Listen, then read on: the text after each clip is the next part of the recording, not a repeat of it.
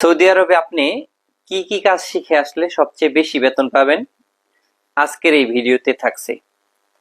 তো অবশ্যই ভিডিওটা যে যেখান থেকে দেখতেছেন পেজটি একটা ফলো করে যাবেন এবং কি শেয়ার করে দিবেন ভিডিওটা, কারণ এটা আপনার একজন বন্ধু অথবা আপনার আত্মীয়র উপকারে আসবে।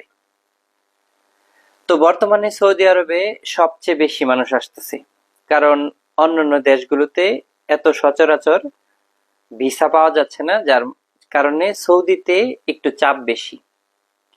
তো বাংলাদেশ থেকে সবচেয়ে বেশি মানুষ যে ভিসাগুলোতে আসে সেটা হচ্ছে load and load office and facility cleaner.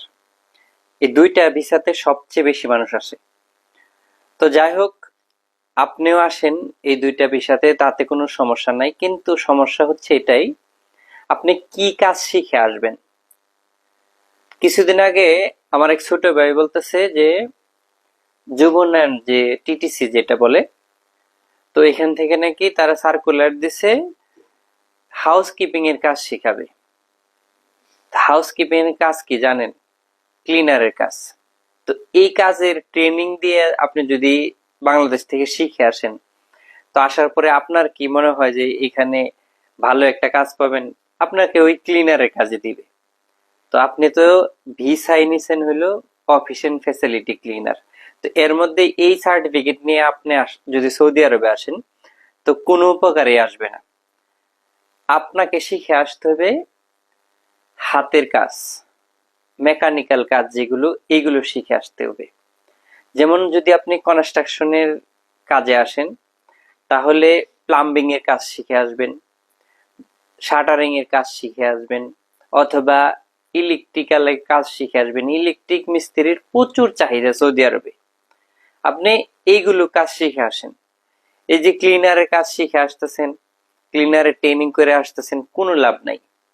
আপনি দক্ষ রাজমিস্ত্রি বাংলাদেশে, আপনি সৌদি আরবে আপনার জন্য মূল্যায়ন বেশি। কারণ হচ্ছে ওই যে যে ক্লিনার আসতেছে 1,000 টাকা বেতনে, তার চেয়ে আপনি 2 গুণ বেতন বেশি পাবেন। তো কাজেই যারা দক্ষ হয়ে আসবেন সৌদি আরবে, তাদের জন্য সৌদি আরবে সবসময় সুযোগ সুবিধা ছিল, এখনো আছে।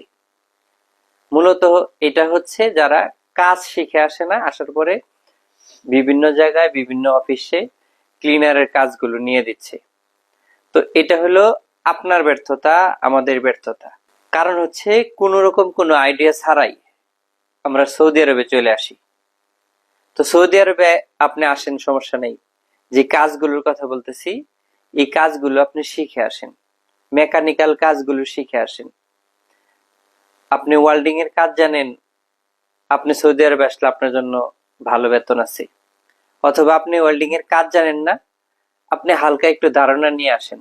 বিভিন্ন ওয়েল্ডিং এর দোকানগুলোতে আছে, ওয়ার্কশপ গুলোতে আছে, এদের কাছে সৌদি আরবে আসার 1 মাস 2 মাস অন্তত তাদের একটু সময় দেন, তাদের কাছে যান, একটু জানেন কিভাবে ঝালাই করতে হয়। যদি আপনার প্রাথমিক জ্ঞানটাও যদি থাকে, তারপরে কোনো না কোনো অফিসে গেলে ইন্টারভিউ দিলে আপনি ওইখানে ভালো বেতনে চান্স পাবেন।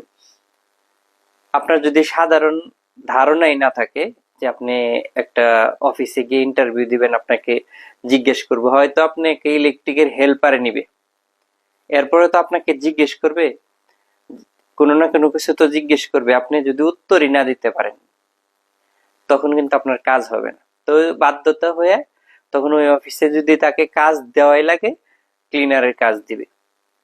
তো কাজেই একটু ধারণা নিয়ে আসবেন সৌদি আরবে, আপনার পথ সুন্দর হবে, ভবিষ্যৎ ভালো হবে। অন্যথায় কাজ না শিখে আসলে আপনার বেতন এই 800-1000 মধ্যেই থাকবে, ক্লিনারের কাজ হবে। তো আমি বলতেছি না যে আপনার ক্লিনারের কাজ খারাপ, যে যেটা পারেন সেটাই করবেন, কিন্তু একটু প্রাথমিক ধারণা নিয়ে আসার চেষ্টা করবেন। দক্ষ হয়ে সৌদি আরবে যদি আসেন, তাহলে আপনি ভালো বেতন পাবেন। তো এতক্ষণ ভিডিওটা দেখার জন্য অনেক অনেক ধন্যবাদ। পারলে ভিডিওটা একটু শেয়ার করে দিবেন। আল্লাহ হাফেজ।